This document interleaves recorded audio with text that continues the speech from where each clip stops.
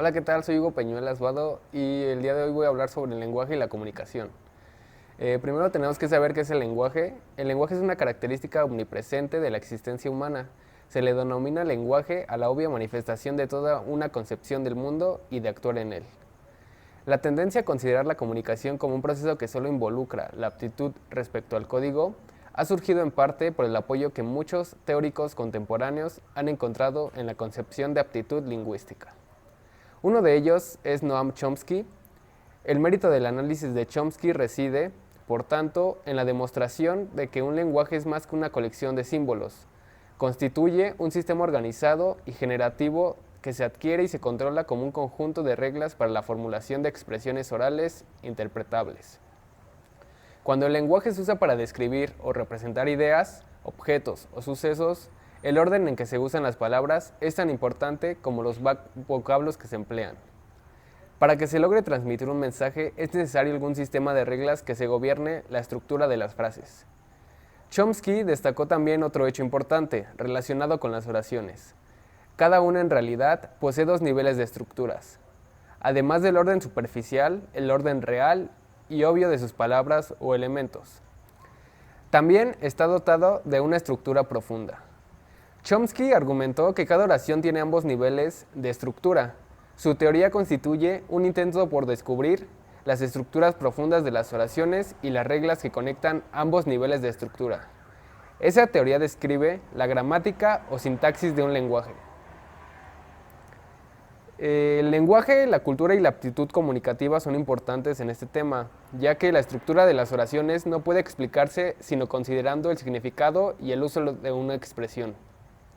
En consecuencia, aunque se contaran las palabras de una lengua y se describiese su sintaxis, no se tendría una descripción completa de ese idioma. El lenguaje y su adquisición dependen de los procesos cognitivos y del conocimiento cultural. Esto es así porque el significado de las palabras y oraciones dependen de los conocimientos generales, de los hablantes y de los conocimientos que estos poseen. Asimismo, las frases poseen significado no solamente como oraciones, sino también como actos.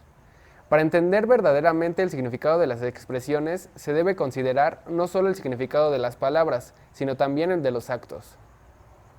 El análisis sociolingüístico de la aptitud comunicativa dice que la comunicación consiste en la transmisión de mensajes y la aptitud consiste en el conocimiento de un código. El lenguaje y la comunicación deben considerarse dentro del marco general de los propósitos funcionales para los que se emplea el lenguaje.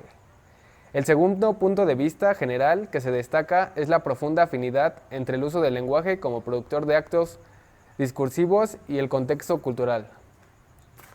Los procesos interpretativos y conducta del lenguaje, al desarrollarse como comunicador, un individuo debe de dominar de manera progresiva tres niveles principales de habilidades de conducta en la comunicación.